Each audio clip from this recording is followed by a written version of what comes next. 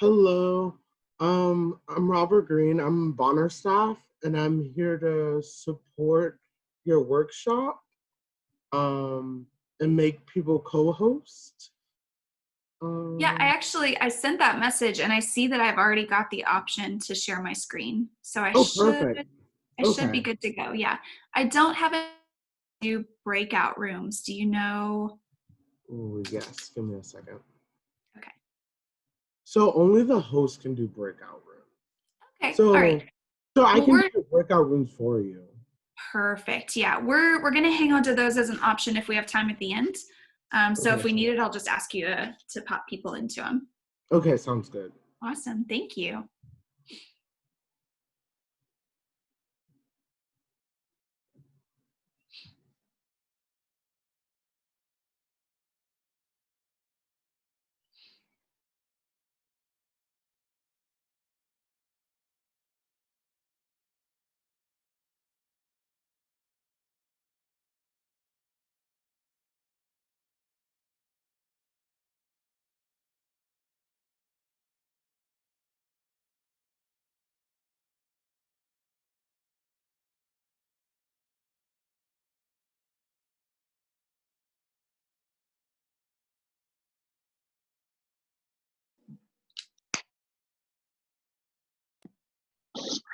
Hello, Kisha. Hi.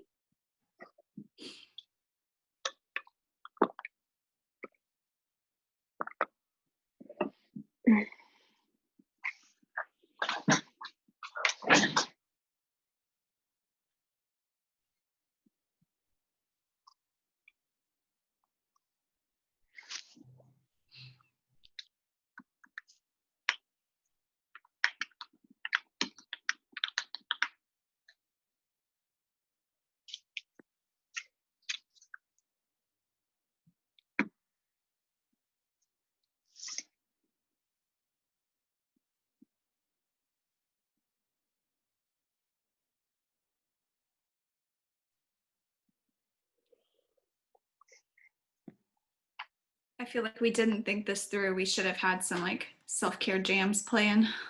Oh, I guess so. I don't know what's a good one. We could play some of our Lindsey Wilson Bonner classics and Kids Trap. Yes. Yes.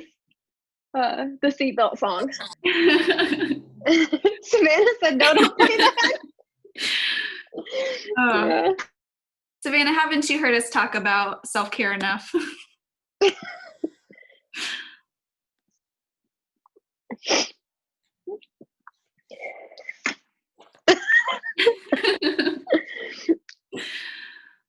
Oh, we are flattered.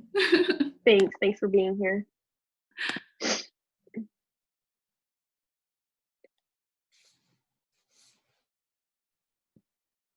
So Kisha, I don't know about you. I've got the option to share screen, so I don't care to do that. And then Robert has told me that he's the only one with the capability to do breakout rooms. Mm-hmm. So if we end up doing those at the end, we'll just have to have him, No big deal. which is fine. Yeah. Yep. And also she can share her screen. She's co-host also. Awesome. Okay. Yeah, whichever. That works. Are you on your iPad or your laptop? I'm on my iPad. I mean, I can share screen. I pulled up in case I needed to. I don't care either way. Yeah, it doesn't matter to me.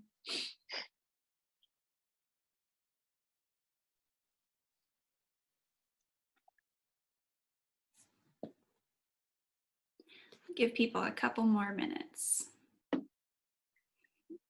Listen, we never start on time for anything. What are you talking about?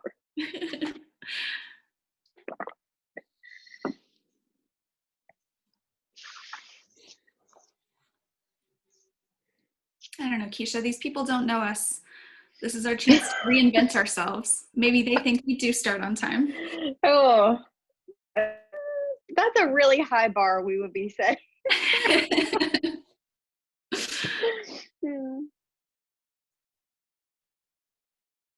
Actually, we have a student here as a witness. They'd have to hold us to it. Savannah wouldn't call us out. Maybe. I wouldn't.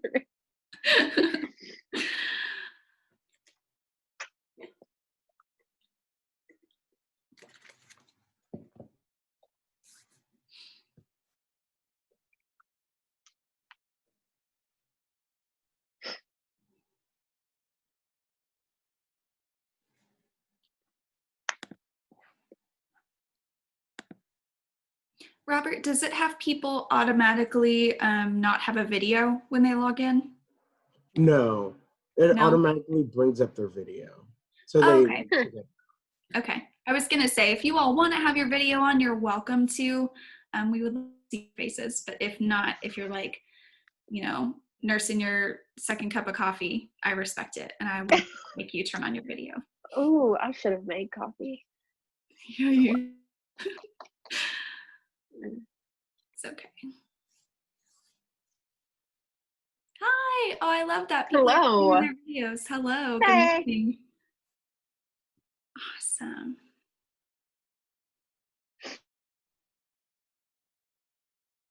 Hello, Savannah.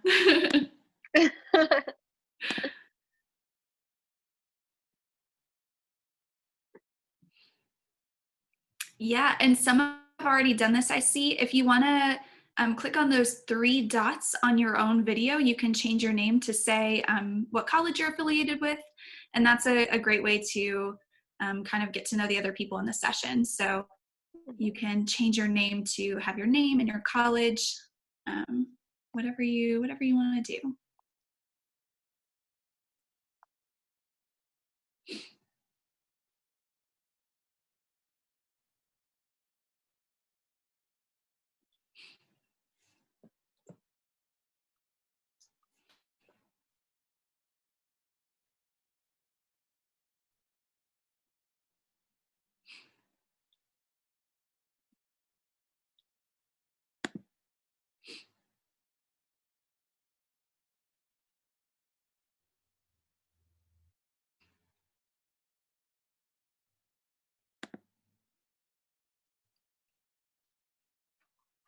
Awesome. Well, Kisha, how do you feel about getting started? A lot to cover, so might as well. We can jump right in. Yeah. Awesome. So what I'm going to do is I'm going to share my screen with you, but introduce ourselves before we start doing that. Does that sound good?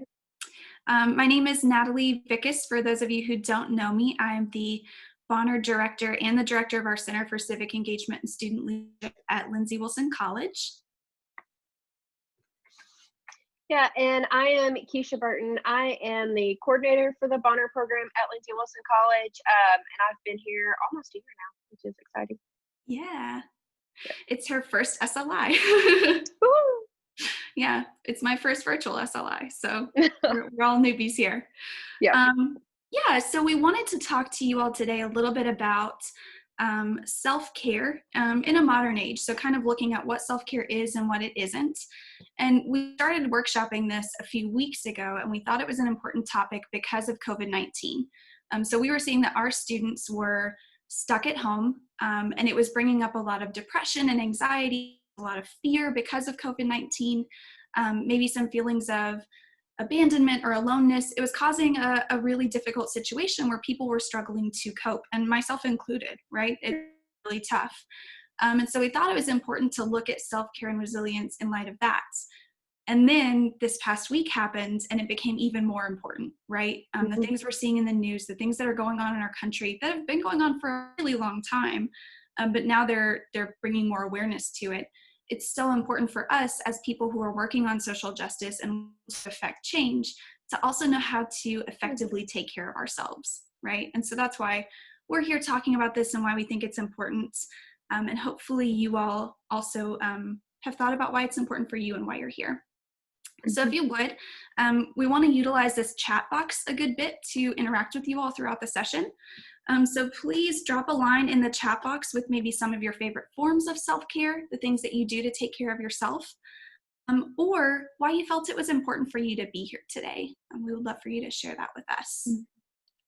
Yeah, because we also understand, like, in the realm of Bonner, a lot of us are already like super familiar with what self-care actually is. So if you're here to maybe like get some takeaways or something like that, like that's totally cool too. Like maybe you're here to get ideas for how to care for yourself, but also provide a lot of tools for how you can go out and educate others around you. Mm-hmm.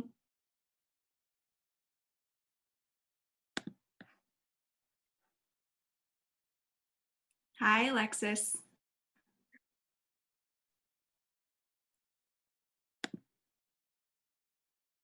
All right, so I'm going to go ahead and start sharing my screen. We do have a presentation to help you all follow this. Yeah, and just kind of interact throughout this chat box throughout the presentation as you can. Mhm. Yeah, so self-care in terms of anxiety, being by yourself, listening to music, watching TikToks, reading, napping, drinking water, that's huge. Tarot cards Oh are yeah, whoever awesome. said drinking water. Yeah. I tell that to people all the time.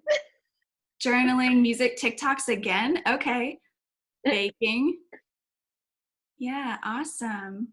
Painting, exercise, positive affirmations, Yoga skincare, with Adrian. exercise. I love yoga with Adrian.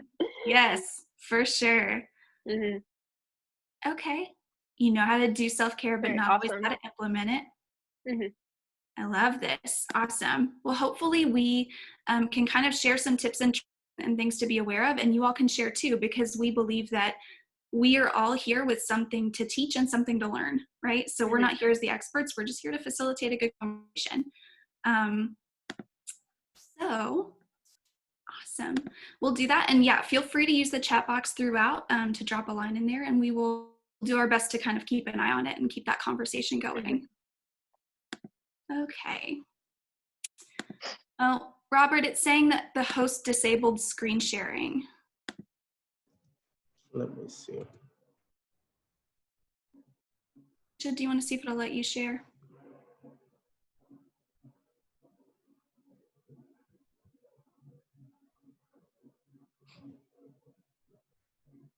I think it's gonna let me. Awesome. Perfect. Are you all seeing my screen? Yes or no? Yes. Maybe. Okay. I see no one. I can only see my screen. So that's all we got. Yep. Unless you want to try again. No, that's okay. I'll keep an eye on the chat box because I can still see it on mine. Okay. Awesome. Alrighty.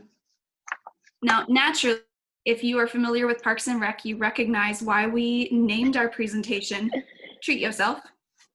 But it's also kind of ironic because that's not exactly what self-care is.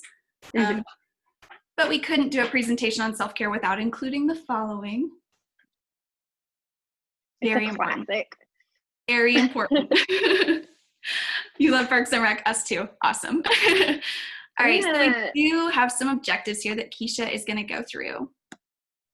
Hold on, I'm going to see if I can. Yeah, that's going to stop broadcasting.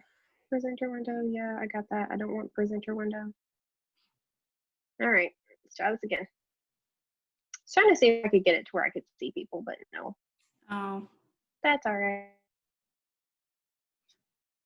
Okay. Yeah, so we wanted to be really clear with everything that we're doing for you all so you can know what to expect in our session. So we've set out these 3 specific objectives. By the end of our workshop, you should be able to clearly define what self-care is. You can see we're going to look at distinguishing between self-care and self-soothing, and then also how it's misrepresented in the media. Next, you should be able to identify the impacts of self-care, so why it's important. And the 2 main things we're looking at there is like our holistic wellness. So like you as a person, as a functioning system, and then how that relates to our community and our community's wellness. And then lastly, we're going to implement some tools. So you should be able to utilize specific tools and facilitating the impact of self-care. And if this structure seems at all familiar, we're following the what, so what, and now what format of presenting information. So hopefully it's going to make everything really clear as we go. Yeah. And so this is a principle that Kisha and I actually came across in a conference that we attended this spring. And I find it really helpful for organizing my notes when I'm learning something at a conference, because a mentor of mine used to describe it as like taking a drink out of a fire hydrant. You've got so much information coming at you. And so this is a good way to label your notes and say, this is something I want to come back to as something to apply, change, or teach. And you can put an A or a C or a T next to something in your notes, and you'll know what that means. So apply, what is something you want to apply to your daily life? Change, is there something from the session that you recognize as an area you want to your life? And then teach, what is something you can take away from this session to teach others? Because it's not worth us learning something if we're learning it in a bubble and not sharing it with others, right? Mm-hmm. So hopefully that'll help you kind of organize your thoughts as we go through this.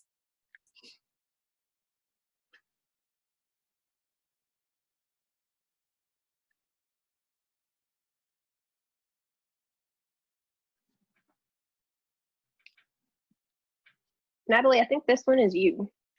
I thought it was you, but that's fine. I can do it. It don't matter. So we want to start by defining what self-care is not, right? The best way to determine what something is by identifying what it's not. So if you had a big list of things, we're crossing off what self-care isn't so you can see what's left. So what was supposed to be an invitation to collective survival, when we look at self-care now, it becomes just another form of individualism.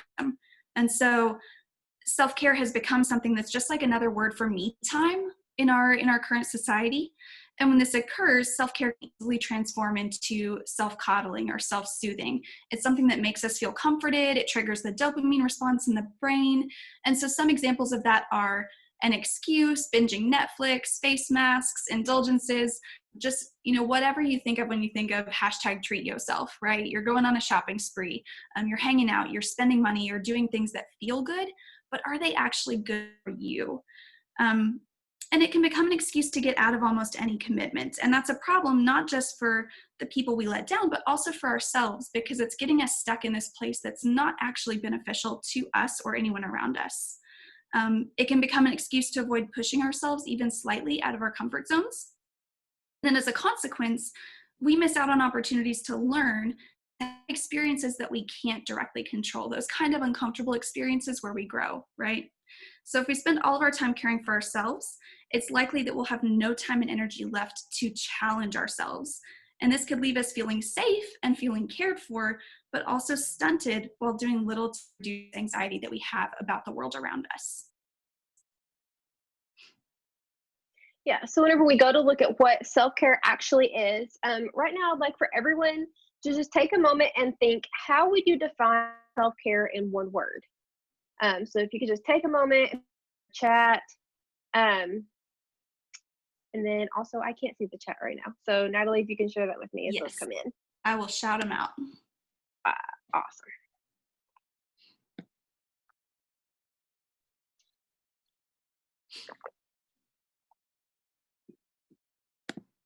Revitalization.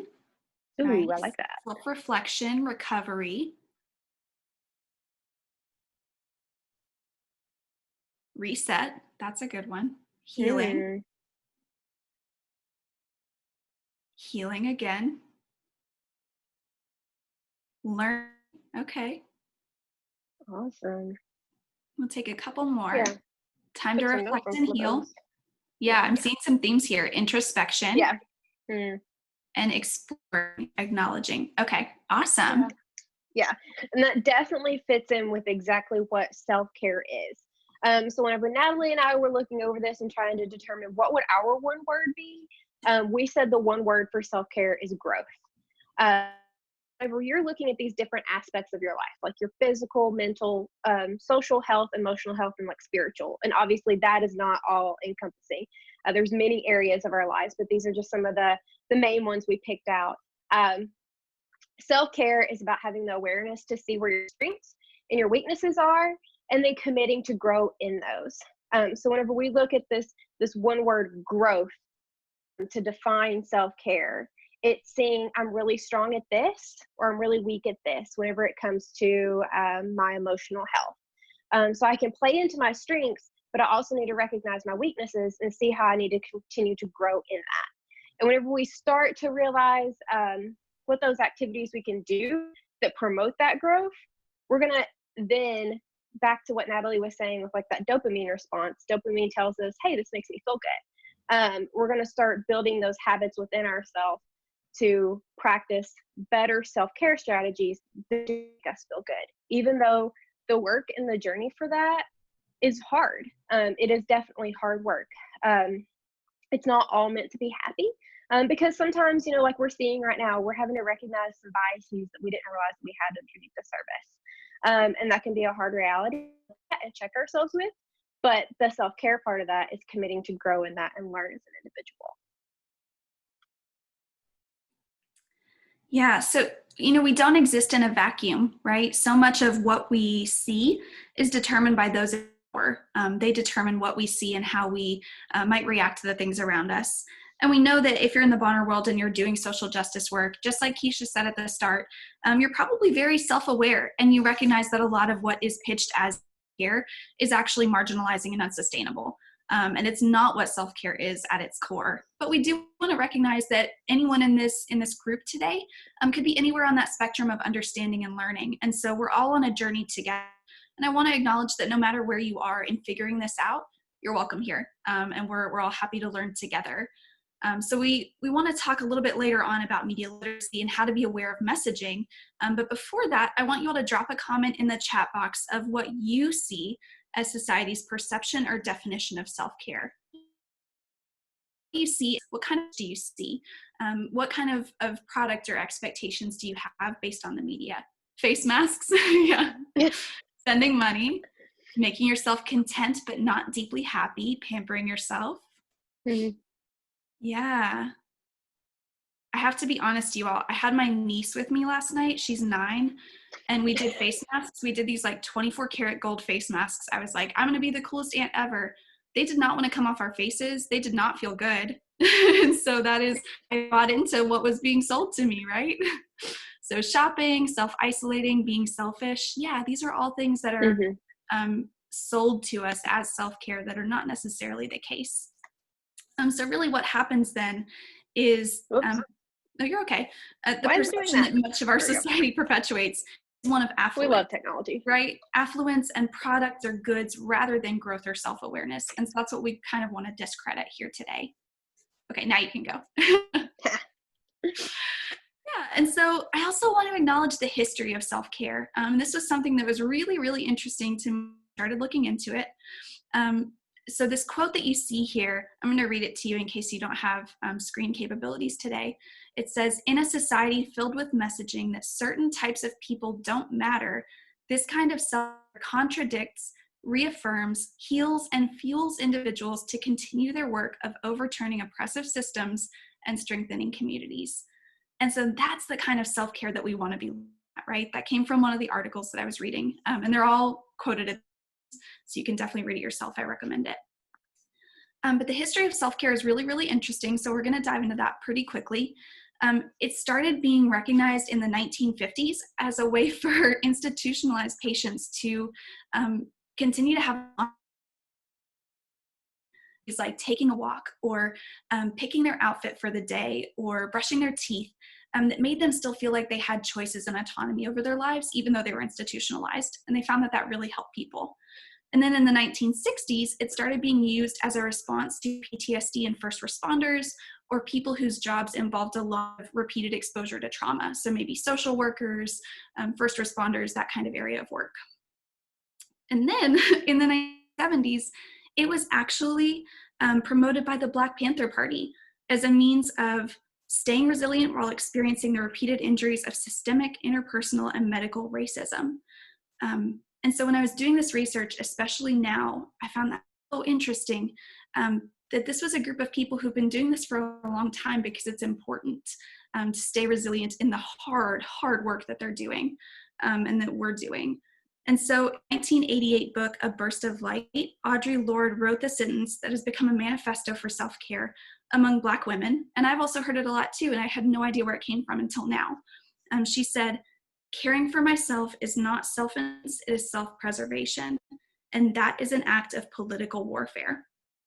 So Lorde's ideas about self-care were picked up by many in queer, feminist, and activist circles. And caring for yourself became a way of preserving yourself in a world that was hostile to your identity, your community, and your way of life. And so we think about self-care in a social justice lens, it all makes sense, right? To do the work that we do to serve others, you have to take care of yourself first. So what? We're taking all this information that we know about what self-care is, what it isn't, society's perception and the history behind it. So what does that actually mean to then practice self-care? So we're going to look at holistic wellness.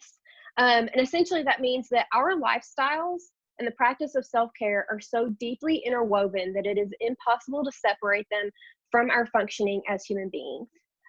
Right? So on the most basic level, we as humans are intrinsically programmed to follow a 24-hour cycle of functioning known as their circadian rhythm. And I'm sure most of us have probably heard of that. Every 24 hours, you go through like a sleep period, you go through hunger periods, and all of this is related to your body's natural system of functioning. And whenever you look at sleep schedule, appetite, metabolic functioning, restroom habits, chemical and hormonal responses, with all environmental factors removed from those, they would naturally align to a circadian rhythm that's uniquely your own. However, the key factor in this is environmental factors. So lifestyle is the major determinant of circadian health and relates to people's psychosomatic factors, feeding, fasting, work activity, rest, and sleep-wake routines. So therefore, in a society, specifically like America, where success and achievement is seen as ideal, we often see people who are overworked, they're suffering from lack of sleep, they're not fueling their body nutritionally or effectively, so they're under eating, or they have irregular eating patterns. We're constantly traveling, constantly on the move, and all of this contributes to irregularities in our human systems, in our basic bodily functions. When you also compound in technology with that, it disrupts all of our daily routines, right? So right now is 11:22 where I am. It's just about lunchtime, but through the grace of technology, we have virtual SLI right now. But for many people, this is also, so technology is interrupting lunch times right now.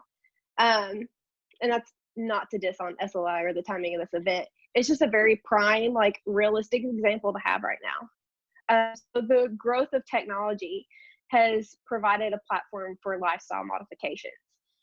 Its excess usage perturbs circadian health, leading to conditions like mental depression, cancers, cardiovascular disease, diabetes, and many other diseases.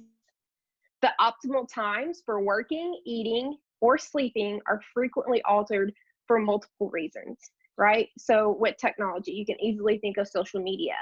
And whenever I personally scroll my social media, I'm often fed maybe a picture like a perfect body type looks like. And because I've allowed technology to fall into my pattern of my day, you can see how that begins to cycle, and a person could easily develop anxiety or depression that then plays into poor eating habits and inappropriately like fueling your body. So then on top of all of this, it's completely subjective and society specific, right? Like I mentioned, like in the US, we're very success and achievement driven. So when the media is constantly bombarding us with ideas for self-care that looks more like shopping spa days or even purchasing the latest self-help book. Again, self-help books can be good, but it's always about like you buying something, you spending your money in order to achieve happiness, in order to care for yourself, spend money. So with all of this going on, you add in the societal and environmental factors, and a person can easily begin to develop negative self-talk that says, I can't blank, so how will I ever get to blank? How will I ever get happier? How will I ever be not depressed? If I can't purchase this product, if I can't do this thing, I'm never going to get to the end point. All of this also becomes compounded with marginalized populations who are often of lower SES and have more barriers to access resources. For people of color who have been systemically oppressed and are unable to obtain housing in a safe neighborhood or easy access to transportation, full-time employment with benefits, how could one ever feel like that they're going to meet these false standards of self-care? So therefore, with all this understanding, we begin to see how if we adopt specific routines into our daily lives, then our bodies will naturally begin to fall back into sync. With tools to reduce stress, mindfully fuel our bodies, and prioritize overall well-being, we're able to grow in a holistic manner. And our responsibility to take care of our own wellness is an important piece to being able to contribute to the collective wellness of our circles of influence, our communities, and our systems at large, right? So I think one of the phrases that comes to mind is in an airplane. You always put your air mask on first before you can take care of somebody else. You need to do your internal work in order to contribute to the work that's happening within the society, within your circles of influence around you. Yes. Awesome. I want to take a second to pause there. That was really good and a ton of information. Does anybody have a lot.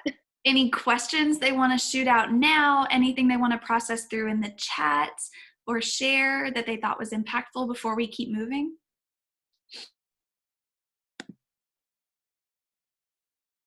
Like I said, feel free to drop something in the chat box at any time, and I'm keeping an eye on it.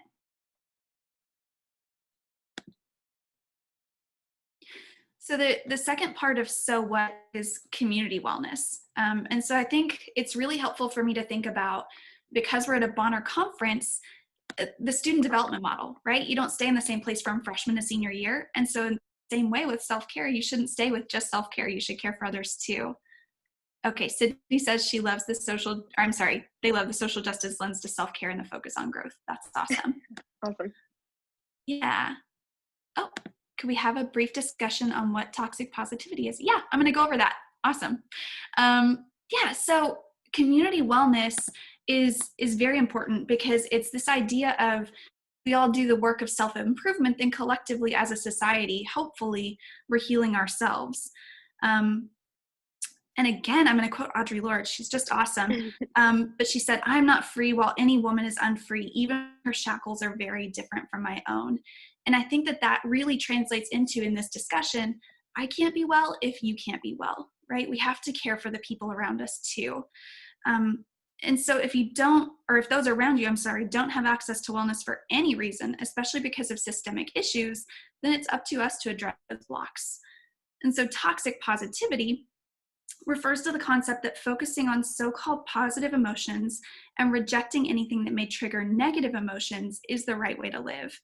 It's often used to describe this kind of response, which is kind of an unintentional gaslighting, if you will, which, whether the individual realizes it or not, ends up stopping someone short of expressing how they truly feel.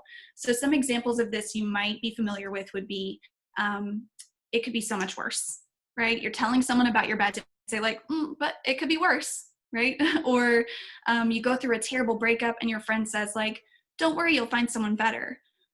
Well, is that true? Yes, but do you need to have time to process through the hurt and the emotion and the anger first? Absolutely. Because if you don't process through the bad things and the hard things, then you're never going to grow. And as Kisha defined earlier, we're looking at self-care in a lump definition of growth, right? So if you're constantly staying positive and you're not dealing with the hard and the ugly things in life, then you're not going to grow. And so that's why it's really important for us to look at this. So when we're sold toxic positivity and this ideal of always looking on the bright side, which I think you all would agree is literally impossible, then we get self-care focus and can't move to the next stage of wellness, community wellness, where we care for and help those around us. And so the wellness industry really wants us to stay in that place, because if we're caring for ourselves and we're never meeting the possible ideal standard, then we're going to keep buying the next product. We're going to keep buying the next self-help book. We're going to keep buying into this idea that we're not good enough. And so we're going to stay focused on that self-care rather than moving on to caring for those around us. The wellness industry also ignores collective grief, because it can't sell you something if you recognize that we live in a world where sometimes it is impossible to be well, right? And so I think that self-care is so important. I love talking about wellness, but we have to recognize that sometimes you just can't be well, right? There might be systemic barriers to it. It might be a hard day or a hard week. And you have to sit in that, right? You have to process through. My students get tired of me saying like, there are no bad emotions. So if you're angry, be angry. If you're hurt, be hurt, because you have to process through those things to get better in life and to grow. But the wellness industry, that they can't sell you something if you're in that place. And so it's really damaging, because it can bypass reality if we ignore that grief, and if we ignore that trauma, and if we ignore that bad stuff in order to stay in a place of self-care. And misrepresentation in the media also disempowers us from feeling like we have the agency to choose how best we can care for ourselves. And so an example I use for this, which is maybe not the best example, but it's all I can think of. I grew up with my mom always fixing the same meal when I was having a bad day. So if I was having a bad day or if I didn't feel good, she would fix this certain meal and it always made me feel better, right? And so now as an adult, I still want that meal when I don't feel good, right? Because that's what I grew up on. But if the media industry is telling me that I really need this nice fancy salad, but I just really want a bowl of mac and cheese, but they say, no, you have to have the salad, then it's telling me that I don't know how to care for myself and that what I'm doing to care for myself isn't good enough, right? And so they're trying to teach us that we can't choose what's best for ourselves, which is really dangerous, and it ignores traditions and cultural values too. Because we fall into that trap of thinking that we have to do wellness right. So I want to check in. Does that help with toxic positivity? Follow-up question. Okay. Is there a distinct difference between looking at the bright side of things and optimism in terms of toxic positivity? Are you asking, like, is toxic positivity different from just being optimistic? Yes. Okay. I think so. Yeah, I think so, because being optimistic is, trying to find the good things in life. Toxic positivity is repressing anything bad to only have a false sense of good. And so I think even when I'm having a bad day, I can be optimistic that things are going to be better, but I still have to process through what's bad in that day. And toxic positivity is saying, no, you time to process through the bad. You have to move on to the good. Does that help? Kisha, do you want to touch in on that? Yeah, I would say maybe the extra thing to add into like the idea of optimism against toxic positivity is most often like optimism is through a gratitude lens.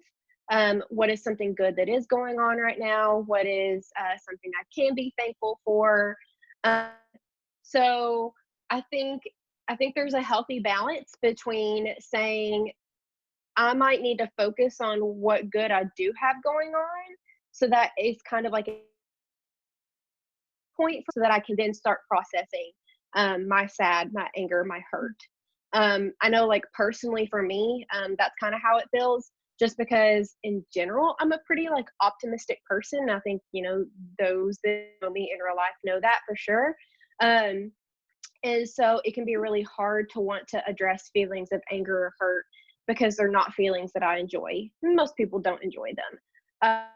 But I find it helpful to be optimistic and finding like an anchor point that's like, like my day might be crap, but at least like I'm healthy. At least I can walk from this room to the next room. Like a personal example, I've hurt my knee here recently. And so it's taken me several weeks to recover from like the pain that I've been having in it.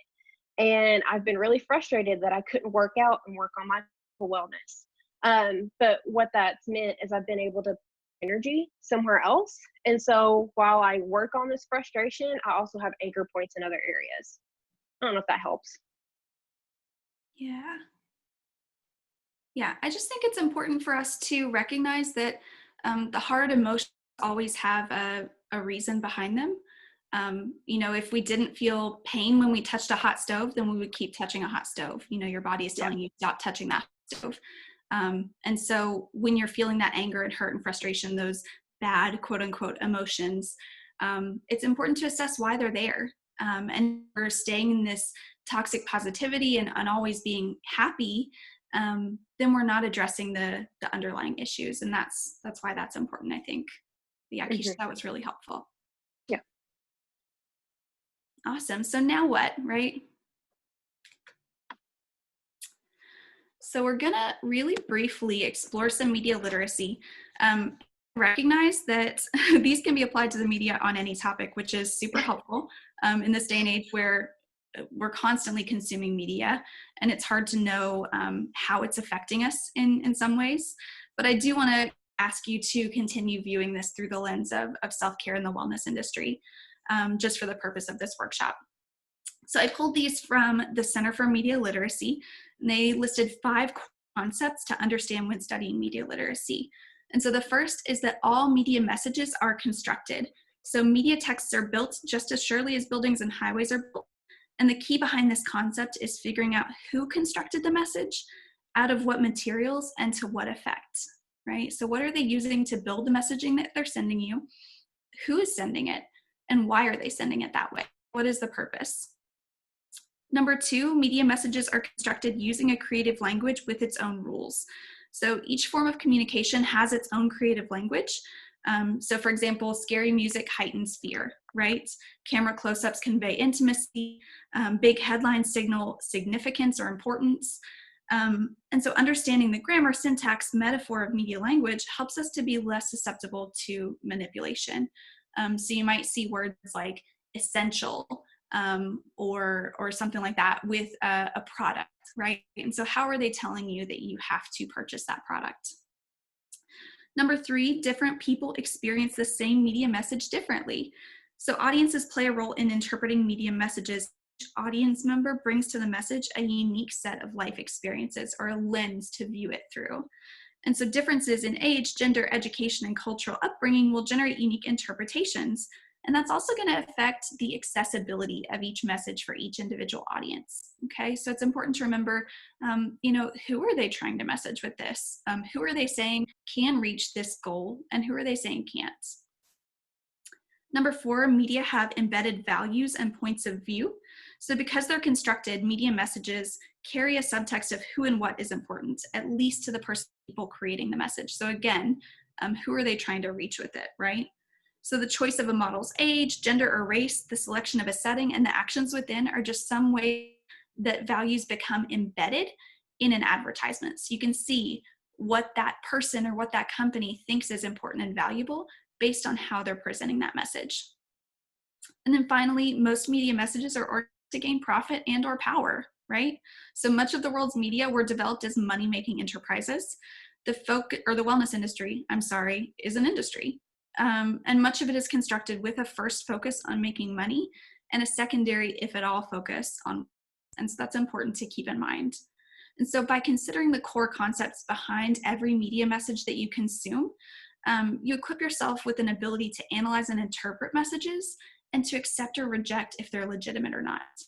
And so Kisha and I had an idea when we were building this workshop that we were gonna screenshot ads for self-care products or ideas, and show you what the media was looking like. Unfortunately, or fortunately, depending on how you view it, we've both curated our social media so well that neither of us were getting the ads that were like negative representation. Yeah, I think I got like 2.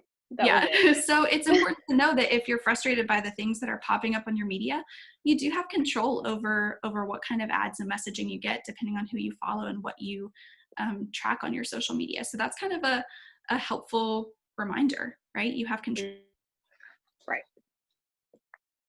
So media literacy being the first tool that we're giving you, prime example, like Natalie said, like you can go through and you can do your social media. Those algorithms will start seeing like, this is the stuff you follow, this is the stuff that you don't, and you won't start getting those mixed messages anymore. But another really tangible resource that I wanted to pass along is this TED Talk called Self-Care, What It Really Is by Susanna.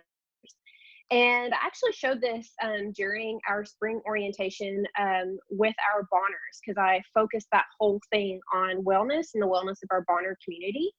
But I feel like Susanna sums up some really practical tools for self-care that are completely free and completely like not monetary based. And the first thing that she mentions is nourishing food. So fuel your body in a mindful way. Going back to Natalie's example earlier, media could tell you you're only fueling your body well if you're eating a salad, but your emotions need the mac and cheese right now. So be mindful in what you need to eat in that moment, right? So if we're continuing to fuel our body in a healthy way, while also recognizing like no one can be perfect. just taking that into consideration with how we fuel our bodies with food, and remembering that it is fuel and not just a coping mechanism. And so following that up is 3 things you can do for 10 minutes apiece to total 30 minutes for a day of self-care. The first being 10 minutes in silence or stillness. And at first, whenever you practice this, it is very hard. It is very uncomfortable, because like I'm a jittery person, and also the more I'm on Zoom, I notice like I have to fidget, I have to move around. And so stillness is a very like intentional practice. You have to be very careful with like sitting still for even 3 minutes. So to practice and work your way up to being able to sit in stillness and silence for 10 minutes is going to create more calm within your body. You're able to regulate some of those psychosomatic body functions are going to be able to regulate much easier. And all that's going to correlate back into like anxiety and depression and things like hypertension. All of that is so very deeply interwoven, as we've kind of said throughout all of this. And then 10 minutes of movement, 10 minutes of exercise, whatever that looks like for you. If it's a meditative walk, if it is just walking your dog, playing with your kids, if it is dancing around your room to whoever your favorite artist is. Again, all of this can be very subjective, which makes it very tangible for people to begin to incorporate into their lives. And then the last 10 minutes is time in nature. And I know sometimes it can be hard time in nature every single day, especially like today when it just decided to be a random downpour of rain. I don't personally enjoy being outside in the rain. But I do know in the days where I'm outside for a good bit of time, I overall feel better. And you can even like compound on some of these, like go sit outside in the stillness on a porch or in front of a cafe or wherever. Go sit outside for your 10 minutes, or your 10 minutes in nature of movement is outside. So you can see how these 3 things are fairly accessible for most everyone, and they are things that you can include with with really no like monetary basis behind it. You don't have to buy a gym membership. You don't have to buy a mindfulness program to listen to. And so then additionally with this, these are actually some graphics that I had made a couple of months ago, because like self-care is just genuinely something I'm passionate about. And so this was something that I had kind of cultivated and shared out on my social media, but it became really relevant to right now in kind of summing up our entire workshop. And so on the Bonner Learning community, you will have access to these. And you'll be able to take them and share them out and use them how you need, if you need them as references or if you're trying to educate some people around you. It's a really concise way to define self-care versus self-soothing, like we've already talked about. And then it shows self-care with areas of growth and a mix of different things that are both monetary or just free to do to work on growth within different facets of your life. So you'll see that like for physical is exercise and time in nature, 2 that I'd already previously mentioned. But, you know, practicing good hygiene, getting an appropriate amount of sleep, and mindful eating. For your social life, it's boundary setting. It's quite often very hard to set boundaries, especially within a family setting, but to know like, yes, I love you, I want to be near you, but all I have is an hour to give to you right now. And you're allowed to set those boundaries. And that's something you can do for absolutely free. Having support systems and knowing who those support systems are, asking for help wherever you need it, keeping a clear, open line of communication with people, and also practicing healthy conflict. I can't personally think of anyone who really enjoys conflict, but it's actually really healthy for us, especially whenever we are engaging in those conversations in an open-minded way, because I'm learning about myself as I learn about the other person and as we work through the conflict that we have. Spiritually, meditation, prayer, having mentors, setting intentions for yourself can be a spiritual practice. And then also just designating time alone.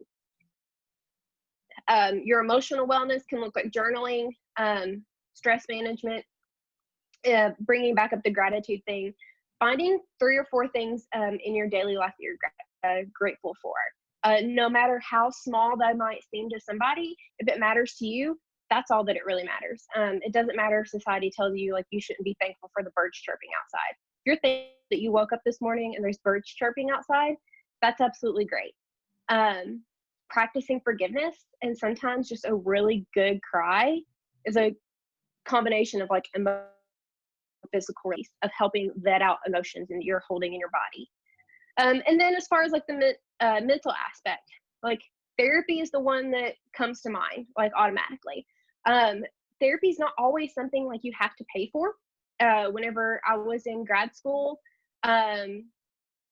the department that I was in, I have my master's in counseling. The school there provided free counseling services for the community. So sometimes that's something that you could look up, or you could suggest those in your circles of influence to look up if that's something that could be beneficial for them. Like sometimes there are free therapy services, so don't always knock that out. And educating and learning, especially in a time right now, we're seeing so many people wanting to learn and see how they can grow in their allyship and be even more educated about the Black Lives Matters movement. Like that is a way of practicing self-care. Again, practicing mindfulness. Reading can be a way of growing in yourself, but just don't buy into the tactics that you have to have the latest self-help book to really work on yourself and to work on your mental health. And then goal setting, which can almost seem similar to intention setting, but goal setting, you're going to break it down into objectives and see how do I get from point A to point B. So like I said, these graphics will be in with our information on the Bonner Learning Community, so you're free to take those and use those. And the link to that TED Talk is also in our sources as well, which you'll have access to. You can see all of those. And then lastly is a time for questions. So I'm going to pop back over so I can see your all's faces. Maybe. So you all can drop questions in the chat box, or if you want, go ahead and unmute your mic and just.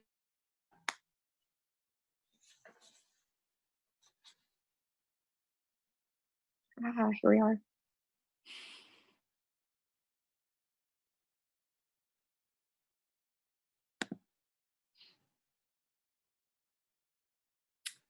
Or another option is we can, we've got a little bit of time, we could pop out to some break rooms if you all want to, and have kind of a small group discussion and then come back together and share.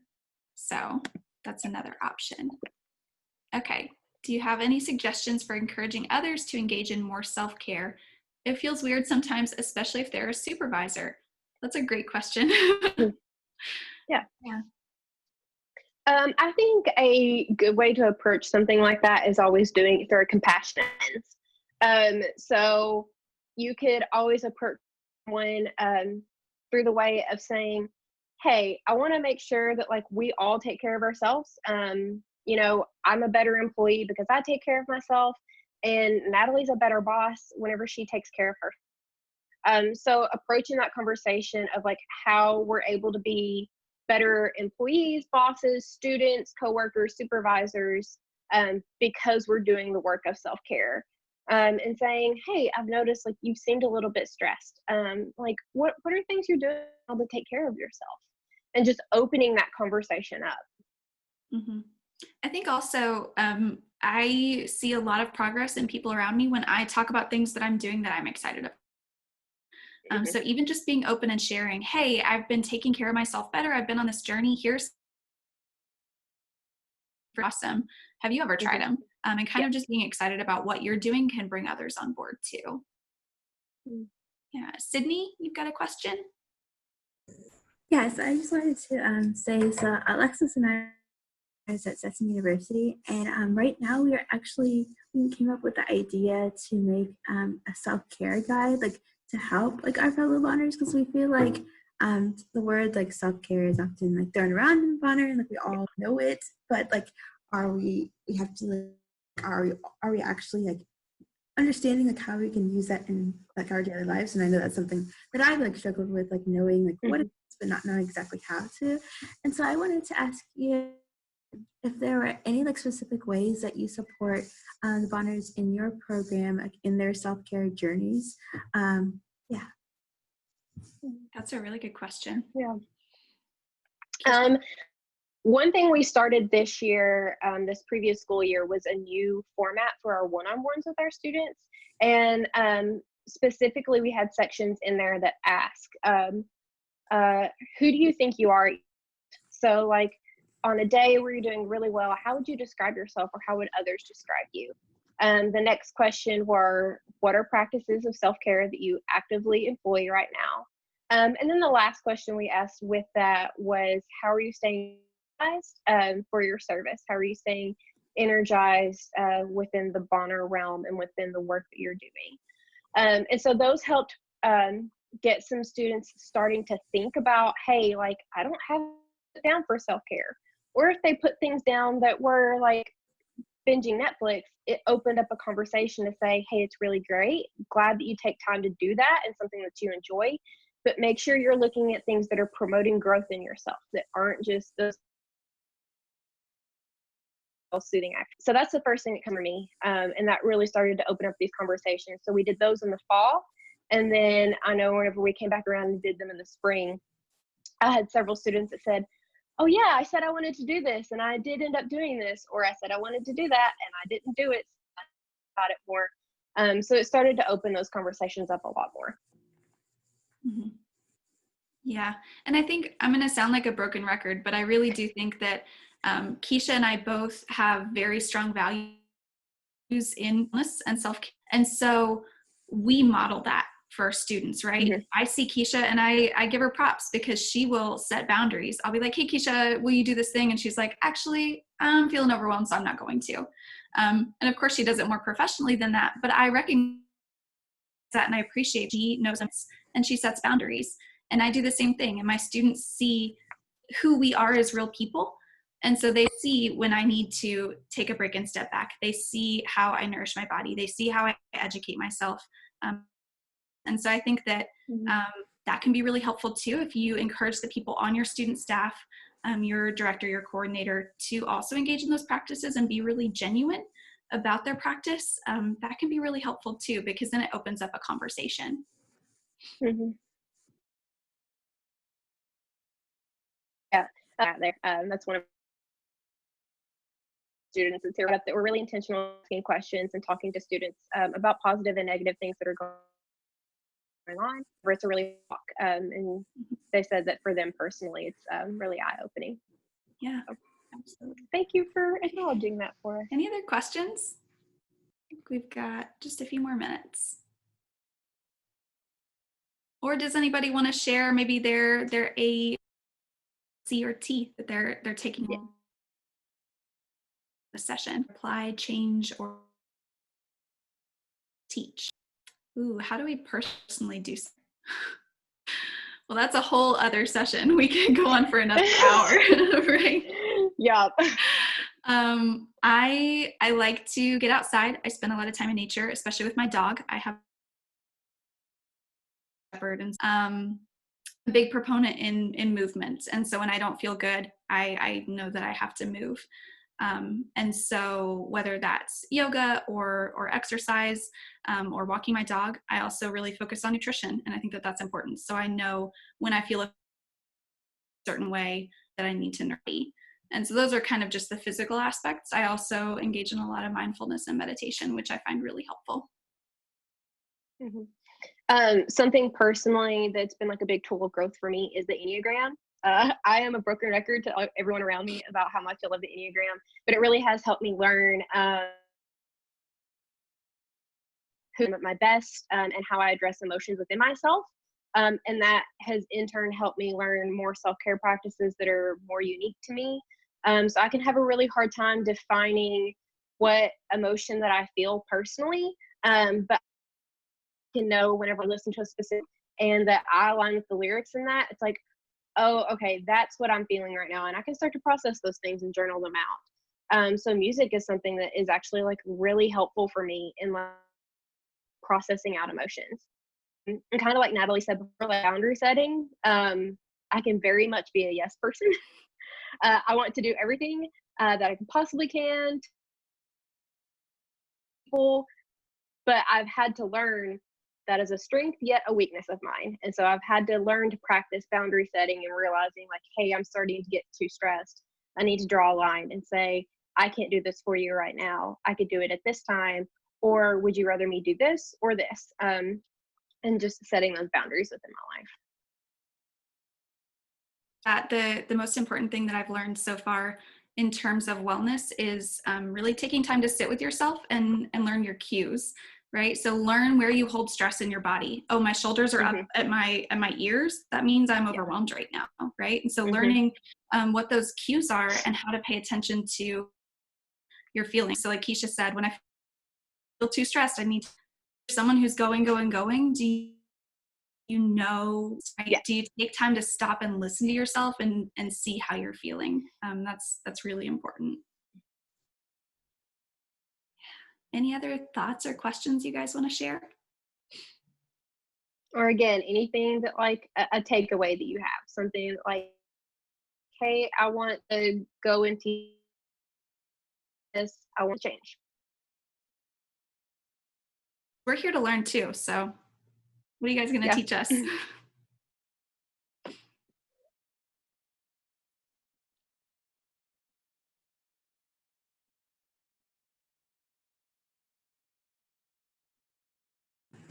I think one aspect that I